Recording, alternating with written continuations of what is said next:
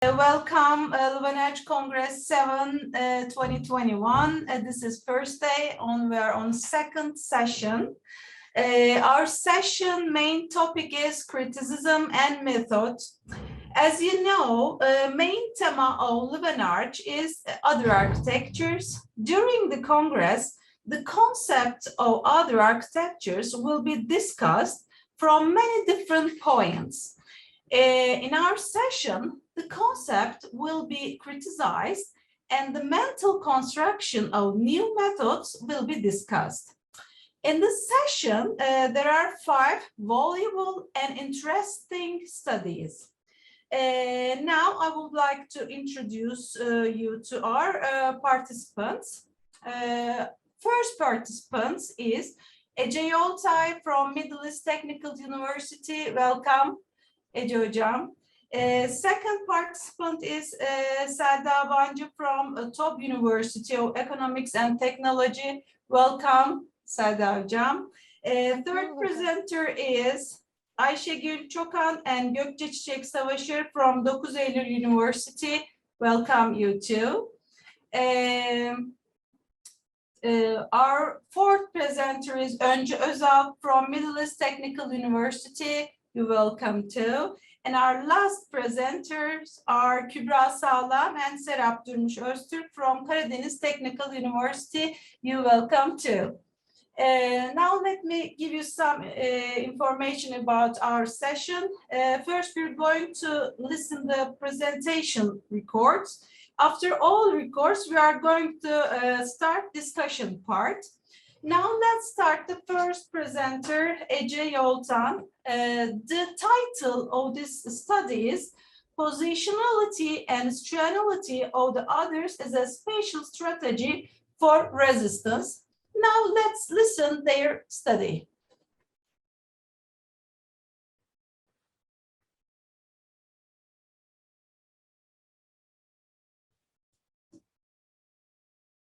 Hi, I'm going to talk about the LGBT friendly space in Turkey. Actually, this research is to analyze how identity politics has been constructed, spatially in Turkey, and how counter-spatial representation and practices have been dialectically produced.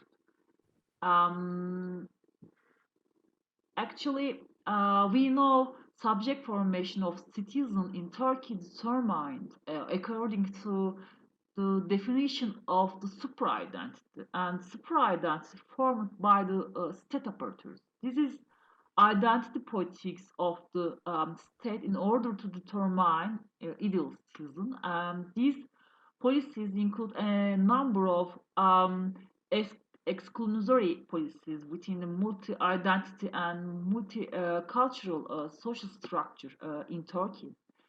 Individuals who don't comply with or embrace the supra-identity are deprived of social life and the social rights. And in this relation, public space has an importance because public space is where the body has been disciplined discursively and performatively according to the identity politics of the government.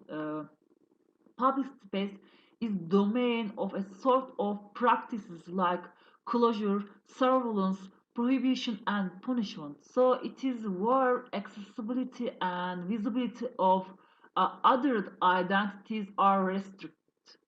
So public space is a domain of these regulatory interventions on the body, but public space has a potential to be resistance area for all these identity politics. And my research is based on analysis of these alternative public spaces.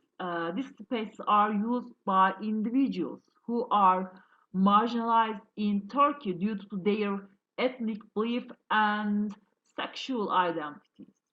And these spaces named as LGBT friendly spaces, and they are used for socializing by different ethnic belief and sexual identities.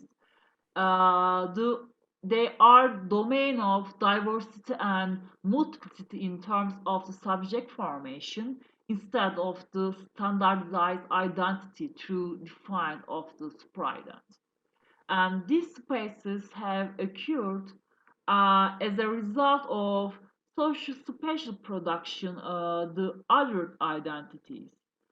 In the course of time, these other people transformed these public space through strategic coexistence.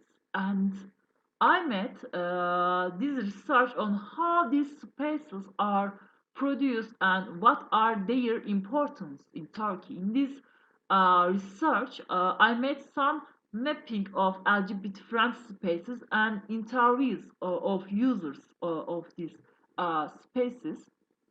Actually, these spaces are located in different cities of the country, but I focus on the Ankara because you know Ankara is the city of government. It has political representation. So I researched LGBT friend spaces in this city. Firstly, I want to talk about a location of this space in Ankara. When we walk about the city planning of Ankara, the state administrations and military administrations buildings are built close to each other, and these two functional types have a strategic importance in urban planning. And state administration and military administration buildings are special manifestation how the political establishment and ideological representation are constructed. All rules have been ideologically and bureaucratically taken and applied in these spaces. In this respect, existence of LGBT friend spaces in the city is important. They are produced with collective actions and strategic coexistence of other identity groups. They are located very close to buildings of the state administration and military administration buildings. This locality is so representations and this locality actually is to so striking because LGBT friendly spaces have a counter public representation and special practices. But this is very strategic because this counter social special formation is produced against governmentality in Turkey. And what are these LGBT friend spaces? These spaces include some cafes, pubs, bookstores, parks, cinema and theater buildings. They have been defined by the LGBT Solidarity Association of Ankara, which is KASKÖLE. LGBT friend spaces actually means where LGBT individuals can socialize without being exposed to physical or verbal violence. They are safe spaces for these identity groups, but these spaces are used by other marginalized identity groups, and different ethnic and religious identities go there and socialize with other users. So these spaces are used both homosexual and heterosexual other individuals. And defining LGBT friend spaces is to include its welcoming special use for all sexual identities. There are any homophobic or transphobic practices. And as a conclusion, coming together for same demands in specific times, chatting on social political condition of the country, socializing with remarkable appealing without the irritating gazing made LGBT friend space practically and representatively alternative domain. They are free from conservative and nationalist social spatial use of public space in Turkey. And you can see the maps of different identities who use these LGBT friend spaces for socializing. And this is the end of my presentation. Thank you for your attention. Thank you very much, Ece Hocam. A very, very interesting study. Now we're going to the second presenter, Selda BANCI from Top University.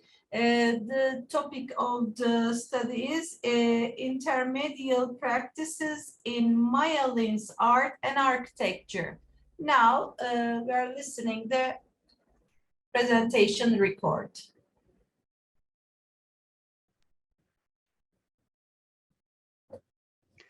Hello everyone.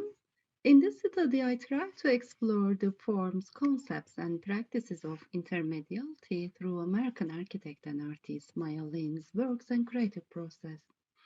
By focusing on the intermedial practices in her art and architecture, my intention here is to address some of the fundamental questions raised by intermediality, how different media collaborate with each other in design process, what alternative forms of interaction are possible between media, and how can meaning be produced by them.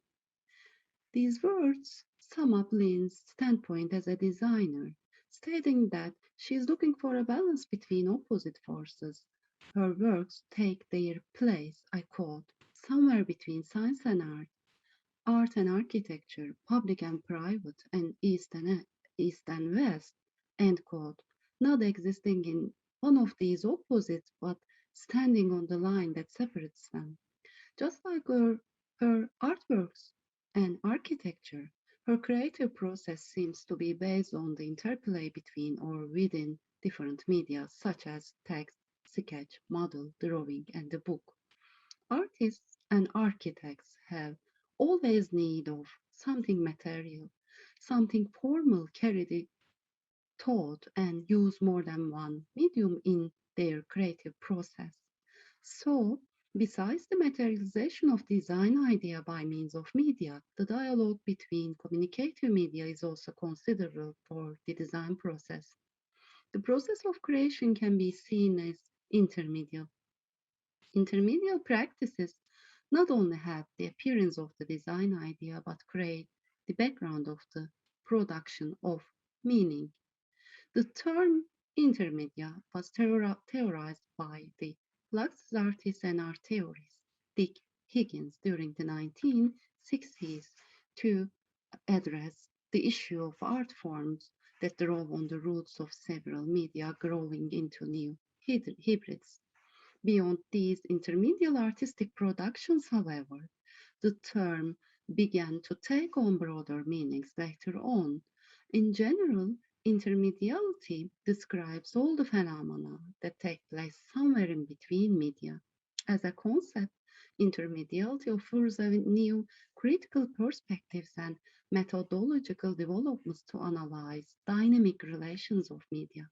In this study, I can refer to subcategories of intermediality which Irina Rajewski proposed for the analysis of media products, that is, medial transposition, media combination, and intermedial references. Medial transposition is the translation of content from one medium into another. In this product-oriented category, there is an original and a secondary production. I may give film adaptations and novelizations as examples. Media combination can be defined as the combination of two traditional media. Each media contributes to the formation of the whole with its own characteristics, as in opera or comics. As for intermedial references, an absent medium reflects itself by another medium. They are, in Rajewski's words, I quote, to be understood as meaning constitutional strategies that contribute to the media product's overall signification, end quote. One can frequently encounter with these characteristics in Lynn's works and design process. In the Bodies of Water series, for instance, we see that the work of art itself mediates a transposition. Here she turned or translated liquid into solid volume.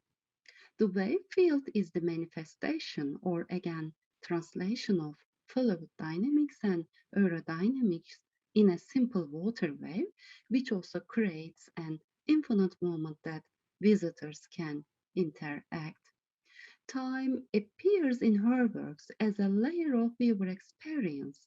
The past events and the time of the memorial work come together in the viewer's experience, who reads the names and dates on the wall of the Vietnam Veterans Memorial.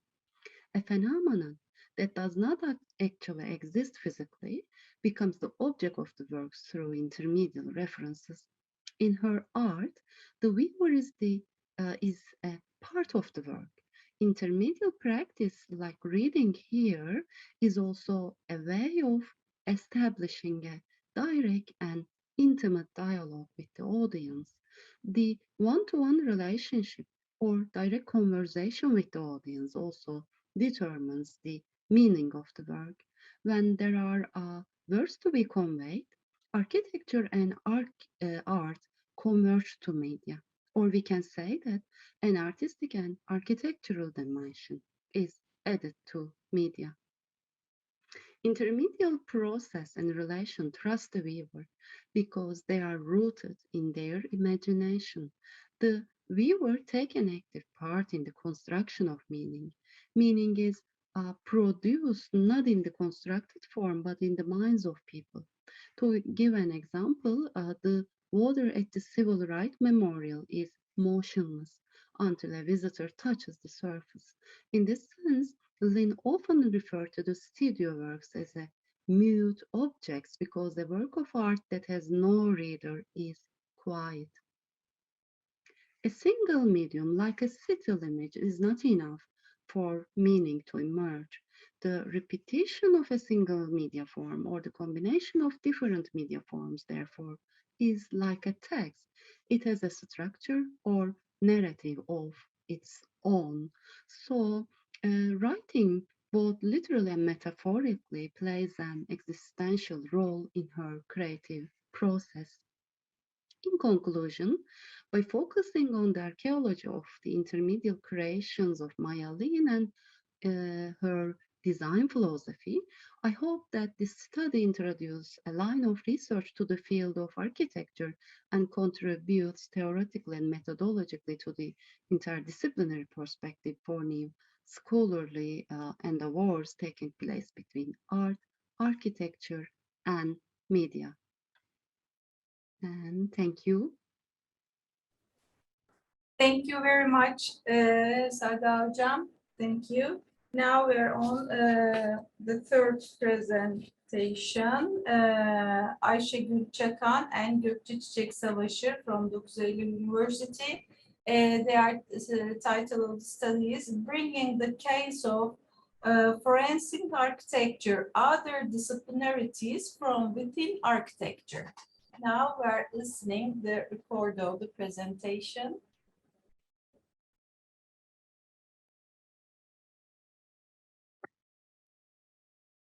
Hi everyone, welcome to my presentation. My name is Ayşegül ÇAKAN. This paper is prepared by me and Gökçeçiçek SAVAŞIR. The title of my presentation is Bringing the Case of Forensic Architecture, Other Disciplinarities from Within Architecture. I divided my presentation into 5 main parts, which are also titles of our conference paper. First of all, I will make an introduction. I would like to begin with the claim of the paper. This paper claims that other forms of architectural practice through inter-alter multi-trans undisciplinary research and practice, projective practice, design intelligence, and strategic design can be operated by means of new forms of disciplinary methods, norms, principles for solving today's interrelated, complex, and ever-changing problems. The aim of the study is to bring the case of forensic architecture for investigating other disciplinarities. In the scope of this paper, other disciplinarities from within architecture are conceptualized and new approaches bring forth. The paper unfolds the issue of otherness through forensic architecture by 5 subtitles. In the scope of this study, following other disciplinarities are conceptualized. Projective practice is proposed in architecture by Robert Somo and Sarah Whiting in 2002. According to this approach, architecture should be performative, practical, agile, and proactive, takes action for non-disciplinary and earthly issues, and this approach positions architecture as adaptable to contingencies, contemporary life, and real-world issues. Design intelligence is proposed by Michel Spix in 2002. This approach finds architectural solutions to problems, works on non-disciplinary issues in architecture. Strategic design tries to find answers to interrelated systemic challenges. Hybrid disciplinarities such as inter, alter, multi, trans, and disciplinarities are open to cooperation with other disciplines and systems, help to transform older forms of disciplinary approaches and methods, help to question normative standards of architectural practice, and recreate other disciplinarities in architecture. We examine the case of forensic architecture because the theme is one of the extreme examples of contemporary approaches in architectural discipline that reveal the potential of borderline situation in terms of creating new research areas. Forensic architecture is a research agency founded in 2010 at Goldsmiths University, London, under the leadership of L. Wiseman. The team is seeking to provide answers to legal problems by means of architecture and its techniques. The team collects evidence on legal issues through architectural research. The team combines knowledge, methods, and techniques from architecture, urban design, law, computational design, visual arts, and journalism. The most used methods for analysis are listed as virtual reality, situated testimony, geolocation, 3D modeling, audio analysis, filmmaking, and image complex. The team collaborates to international and non-governmental organizations such as Human Rights Watch and Amnesty International. The team consists of several specialists such as software developers, artists, writers, journalists, computational designers, open source researchers, and activists. The team is open to collaboration with other research teams in a multidisciplinary environment.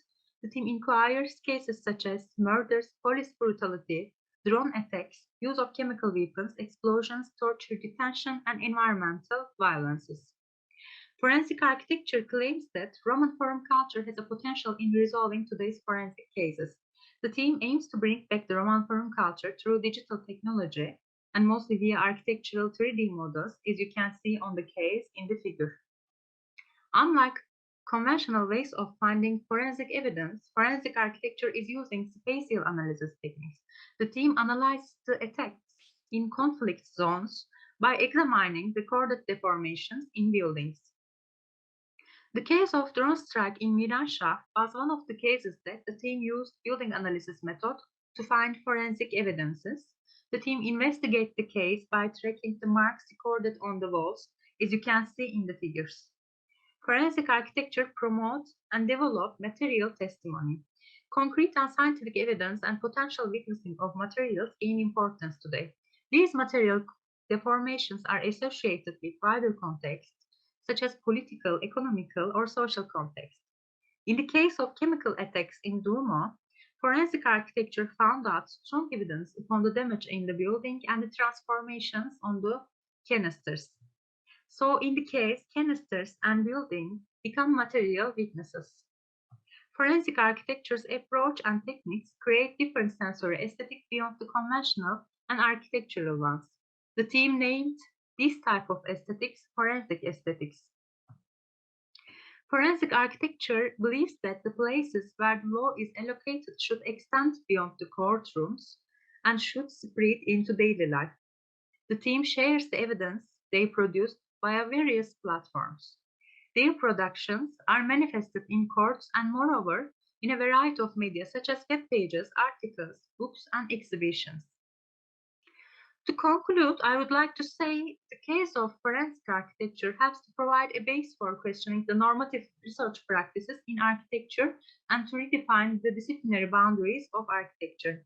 The team is addressing to rights violations all kinds, which are not inherent subjects in the discipline of architecture. By collaborating with other fields such as law, media, visual arts, journalism, it pushes disciplinary limits.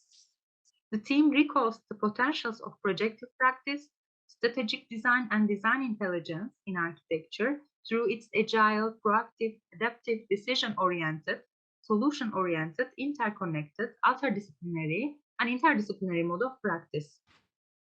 The team adopts different design mediums through interdisciplinary mode of practice for finding evidence between objects, actors, fields, and natural environments. The team goes beyond the boundaries of normative limits of architectural knowledge and associates it to the political and economical context. The team reveals that it is possible to take action and create benefits in different issues of real world through architectural tools. Interdisciplinary reactions in architecture lead to emerge new forms of knowledge and practice. Cultivating other disciplinarities from within architecture expands the discipline of architecture, diversifies its form of research and practice, and most importantly, contributes to the society. Here are my references. Thank you for listening. Thank you very much, Ayşegül Hocam. Thank you. Now we're starting the fourth presentation. Öncü ÖZALP from Middle East Technical University. The title of the study is Scatter Housing as an Alternative Order for Architectural Thinking. Now we're listening the presentation report.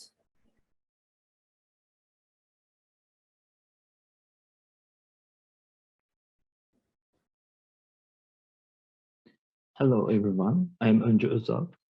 This presentation is based on my master's thesis, which was supervised by Professor Livenarch VII and submitted to the Department of Architecture at METÜ with the title The Transformation of Gecekondu Phenomenon via Visual and Spatial Narratives. I present my deepest gratitude to my supervisor, Professor Livenarch VII, for his invaluable contributions, intellectual support, and the influence in the formation of this study. I would also like to express my sincere gratitude to Professor Tansu Şenyapılı and Önder Şenyapılı for their encouragement and inspirational talks in the past years. This presentation will include two sections. The first integrates how squatters entered into epistemological studies of modern city planning and how they became more than a case by being an epistemic source for the development of design phases. The second part focuses on studies which engage with gecekondus in multiple dimensions, overcame the concept of other, and provided critical approaches for architectural thinking. On changing approaches towards modern city planning during the post-war period, Marion von Osten elaborates that, accompanied by the process of decolonization, the new generation of architects started to study everyday life, including bidonvilles and shanty towns. To explain the changing undertakings of modernism, the writer discusses that with the exhibition titled In the Desert of Modernity, which includes projects from North Africa and Morocco, it's more clear that modernism in the post-war period was prone to a paradigm shift because it indicated a change from morphological studies to local area surveys with particular attention to the practices of everyday and local settlement, including squatters, which is visible in the SIAM meetings. Insightful readings of urban regeneration grid and gamma grid in the SIAM meetings can be followed from the comprehensive study of Tom Avermaet, which points out different conceptualizations and interpretations of the everyday concepts in those grids. As the writer elaborates, the text appeared in the capital letters on the right on the urban regeneration grid as associational and physical components provide assumptions about the everyday for the formation of ideas on the urban life. According to the writer, those are related to the concept of street, alley, square, and their social-spatial relations, including all activities taking place in them. Also, as Avermaet illustrates, architects look at the positive aspects of them by following the patterns of the elements and human activities. For the writer, both grids introduce everyday practices entrance into the formation of urban and architectural knowledge. In the second section of this presentation, which focuses on gecekondus, it is important to revisit the concept of other and its relevance to this study. On approaching translation theories to trace the circulation of ideas between the different geographic locations, Esra Akcan notes that challenging colonial concepts such as civilized and backward can overcome the domination of a central reference, which tends to create every other entity as an inferior copy or a second-hand derivative. Following this, it's important to observe how the concept of other is related with those that the writer criticizes, including colonial terms and fixed assumptions.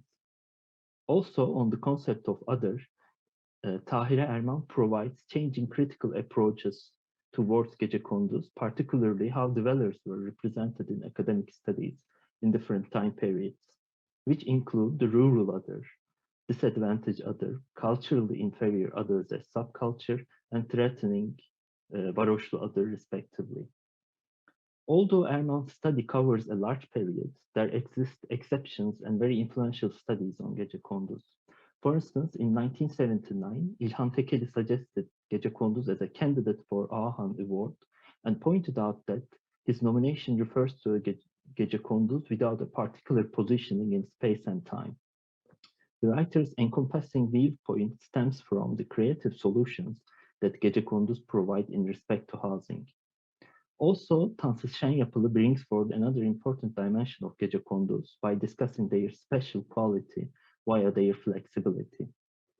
While exploring the moment pattern of gecekondu dwellers in economic space, the writer emphasizes that because rural migrants mediated between loosely organized developing sectors, this flow in the economic space found its relative impact on gecekondu as flexibility and enabled active dwellers who can transform their surrounding according to emerging needs. Also, Mehmet Adam draws attention to the use value of gecekondus and elaborates the ease of commodification process.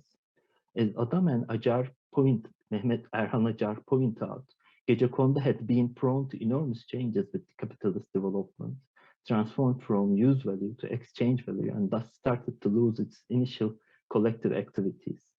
The writers indicate this change impaired shared past experience of hometown dwellers, kinship ties, collective activities, and fosters informal but highly organized interest formations, which included selling already invaded lands as commodities for new migrants.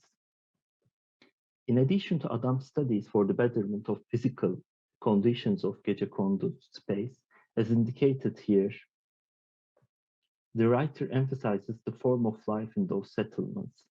For Adam, gardens with farming use, seasonal stock of foods, knitting for clothing, providing tiny barns with dwelling units indicate continuation of the rural practices in and around gecekondus, which are individual activities at the level of domestic production and are unorganized at the level of neighborhood. The writer's further proposals take references from the organization of those activities at the scale of social production and their further protection within the formation of cooperatives to make sure that acquired values from social productions will equally be distributed and will not be exploited. As squatters and gecekondus are not merely problems of housing and constitute deep relations with the city, which also change in reference to different time periods. Diving deep into social, political, and economic dimensions beneath them unfolds multidimensional facets of those settlements. Studies which went beyond the concept of other provided distinctive qualities of gecekondus, emphasized their contributions as a form of unique dwelling, potentials that could have been changed, and possibilities to divine cities with positive aspects. Thank you for listening. Thank you very much, Öncü Hocam. Now time is our fifth presentation. Kübra SAZLAM and Serap ÖZTÜRK from Karadeniz Technical University. Their study title is Rhizome as Other in Morphologie City as Metaphors. Now we are listening their presentation record.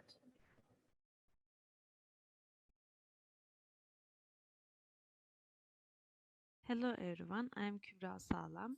We prepared this study together with Serap ÖZTÜRK. Our study is Rhizome as Other in Morphologie City Metaphors. The contents of the study are Introduction, Rhizome as Other, a rhizomatic reading in architecture on the city metaphor and concept, Morphologie City Metaphors as a rhizomatic reading, conclusion. Other can be considered in multi-layered manner in architecture, informal, theoretical, practical, technical, visual, and auditory terms. The Rhizome model, which doesn't accept the tree-based model, that's a hierarchical and centrist system produced by the West in the expression of knowledge, theory, and actions, it gains the identity of other because it stays outside the boundaries and rules of the modern world. The research problem of this study is to reveal a potential for the way the other team is handled in architecture. In this context, Deleuze approaches, which equates concepts inventing and producing with philosophizing, becomes significant. This match of Deleuze philosophy and architecture itself turns into another identity in this context. The aim of the study is to draw an architectural framework that considers the Rhizome concept of Deleuze and Guattari as other. For this purpose, the material of the study is Oswald Matisse Anger's book, Morphologie Metaphors. Rereading the formalist metaphors in the book with the concept of Rhizome, which it described as other, has allowed the meaning of Rhizome to be expanded throughout the metaphors in the book. Thus, it's aimed to make new possibilities visible instead of familiar perspectives on the city. Deleuze and Guattari define rhizome as following. A rhizome as subterranean stem is absolutely different from roots and radicals. Bulbs and tubers are rhizomes. Plants with roots and radicals may be rhizomorphic in other respects altogether, as shown in Figure 1. Rhizome in architecture, instead of experience and thoughts that categorize, standardize, or systematically analogize on city and spatial scales, is about highlighting existing relationships and nuance. Within the scope of the study, the relationship between architecture and rhizome is shaped as a textual exploration area where new searches are made. Rhizome is a contemporary concept handled at the architectural scale, can become other in a positive way by offering new perspectives, insights, and approaches to the existing architectural accumulation. In the book, 1,000 Plateaus, Deleuze and Guattari define 6 principles as heterogeneity, multiplicity, a signifying rupture, cartography, and decalcomany in order to better understand the rhizome connections. These are rhizomatic reading steps. Stiff form metaphor pairings in the book are handled with concepts expressing this pairing, and stiff form concept, metaphor concept, schemes are created. The stiff forms in the book are evaluated in accordance with the 3 principles of rhizome listed below: connection, heterogeneity, multiplicity. The metaphors and concepts corresponding to the stiff forms determined in accordance with the rhizome principles. Potential relationship networks are created in stiff forms scheme and metaphor scheme in accordance with the rhizome.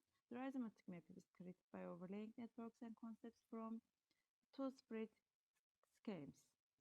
Oswald Matisse Anger's Morphologie metaphors and an approach to designing and thinking with images, metaphors, and analogies is explained in the book. There are 57 images and corresponding metaphors in the book. In addition, there is a common concept expressing each stiff form metaphor pair.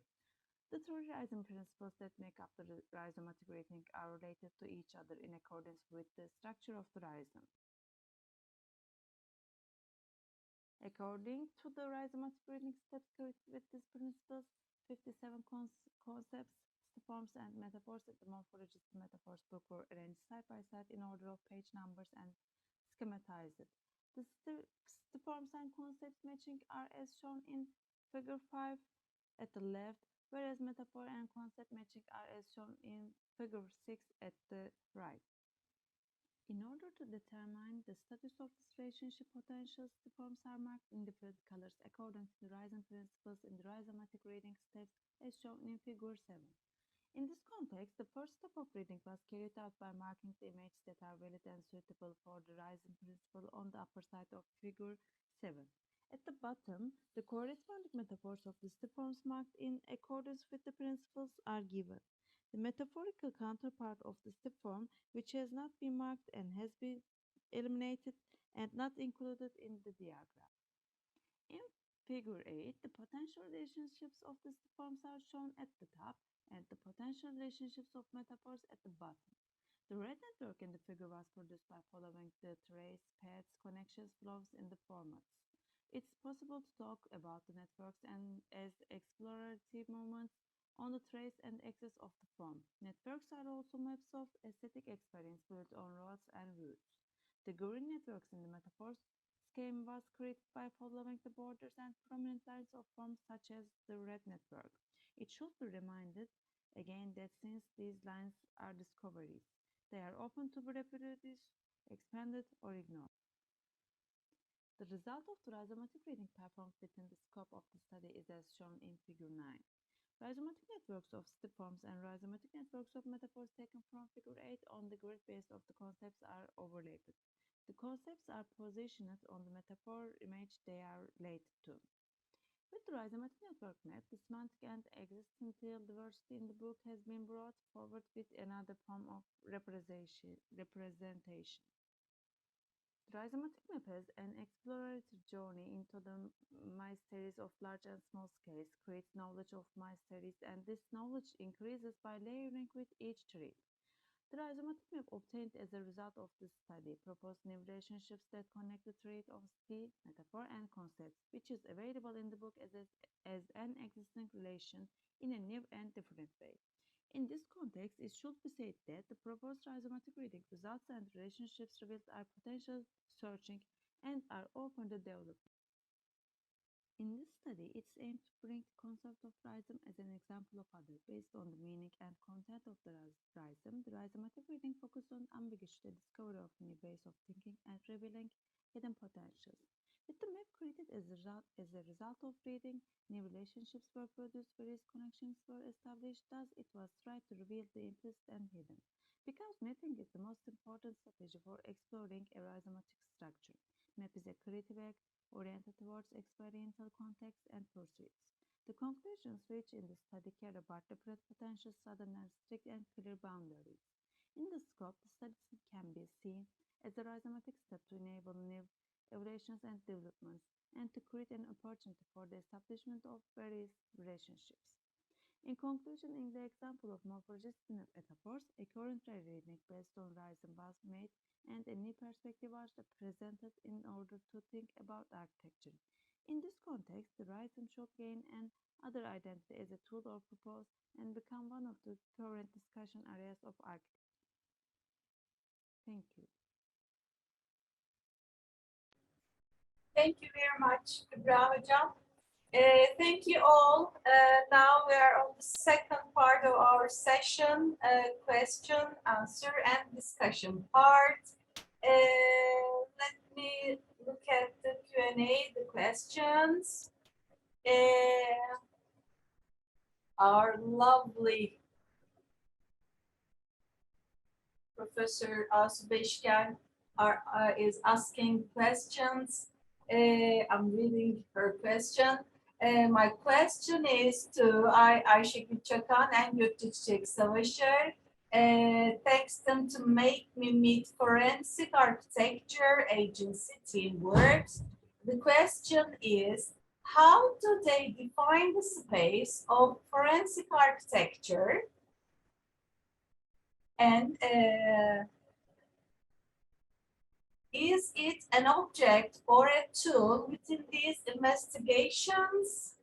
Long question. And she said, thank you. Yes, Ayşegül hocam.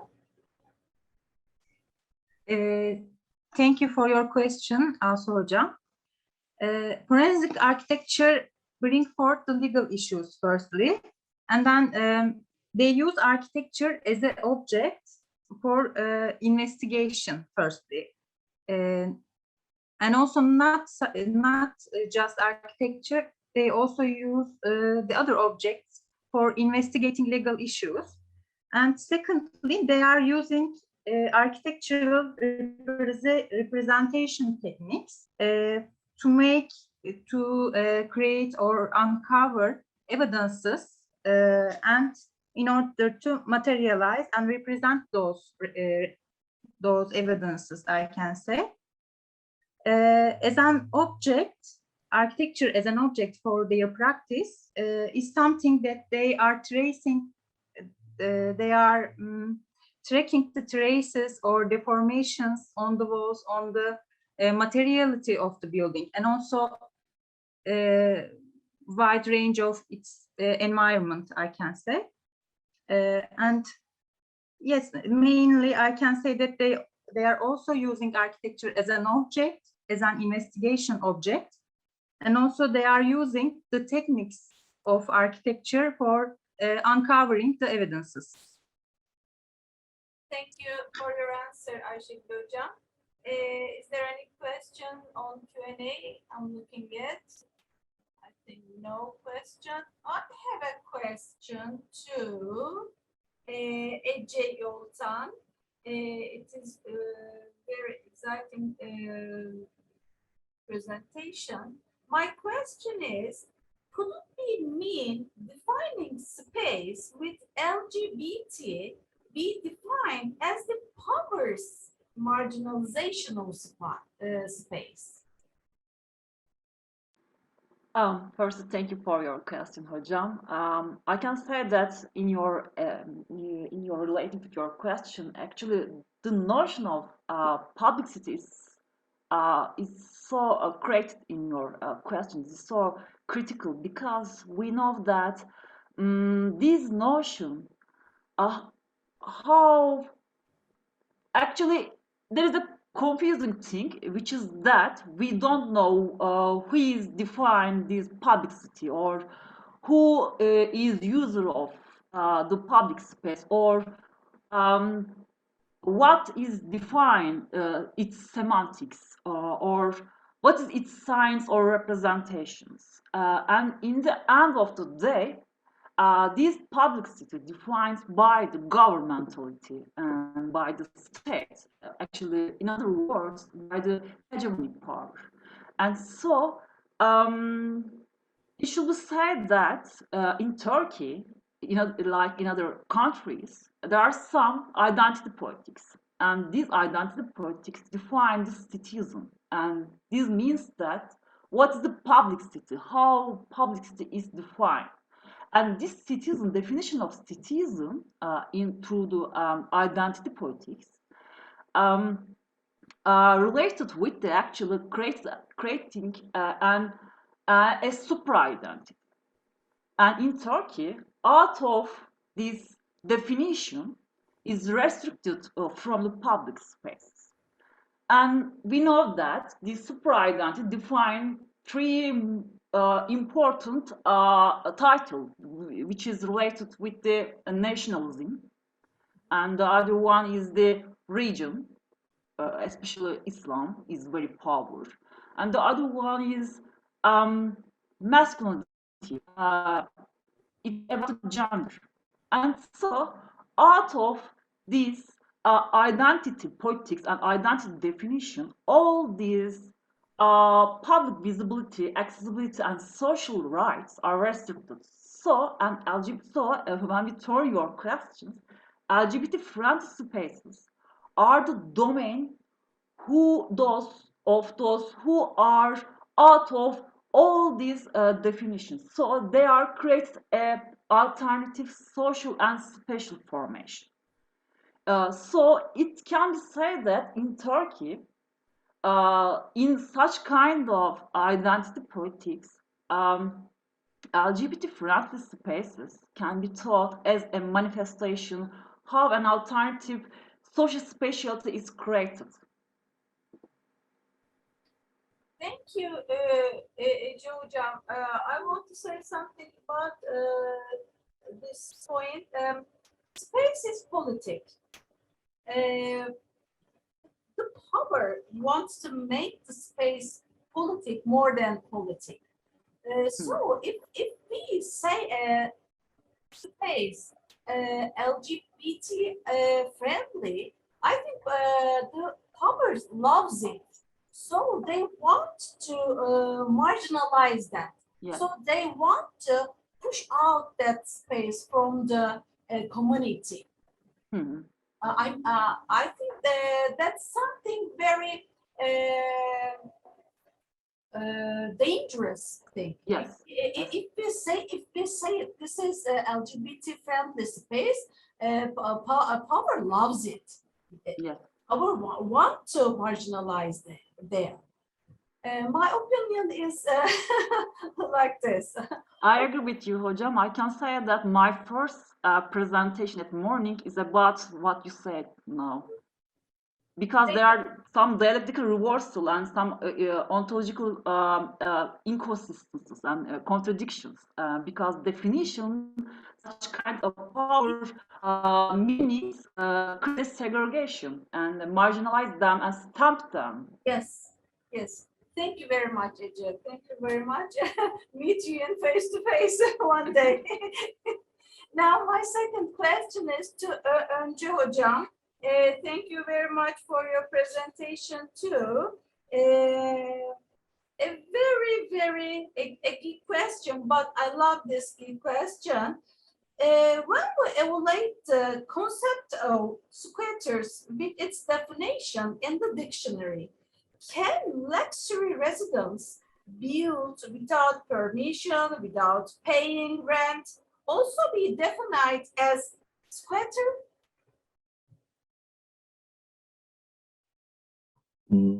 Is it, sorry, is this, thank you for your question. Is it also related with the squatters? Is it the question? I couldn't hear clearly. Okay, I'm repeating. I mean that can be named the unpermission luxury residence unpermission, because in the dictionary the meaning of the gecekondu is you write like this definition: a person who is living in a building or a land without permission, without paying rent. It's writing in the dictionary. In Istanbul, for example, there are lots of unpermission luxury residents. From the beginning of the meaning of dictionary, can we name the unluxury residents as gecekondu? Actually, I think the starting point, the approach, or the let's call the vantage point that we are looking from the squatters or gecekondus. I think when we look at it, the general outlines which try to define this broad and very enlarging term is generally defined through the outlines of this phenomenon. So it covers a kind of an contour lines of the very complex, extremely complex relations, form of living. So like the dictionary definitions define it through being legitimate or illegitimate through the concept of other and making it like a inferior or the secondary, or what it tends to normalize as a housing with the legitimate grounds, only describing housing as a legitimate grounds. So I think it's also relevant to somehow think in relation or make cross references between those. So the residences you are mentioning, talking about in terms of the just within the viewpoint of being legitimate or legitimate, I think it's valid to discuss, but as an introductory point, it's also important to restrain from these restrictions, which tends to encapsulate the gecekondus or squatters, not through being legitimate or illegitimate through the years, as it has been discussed in this literary studies, but overcoming this also concept of other, but trying to understand those social relations and what underneath as a political social dimension becomes important. So I think it's also a valid question to even compare or maybe making cross readings of those readings, or maybe just not being legitimate or illegitimate, but is this the housing in question that you propose as luxury? Are they for housing, are they really meet the phenomenology of space, or are they really concerning about a habitat that we can create among ourselves, or are they really livable? So it's also, I think, a valid question. That's why the discussion of gecekondu or squatter is still very valid for this discussion. Are these still can these still provide the information that the habitus or habitat that we can live through these environments? I think it's relevant question.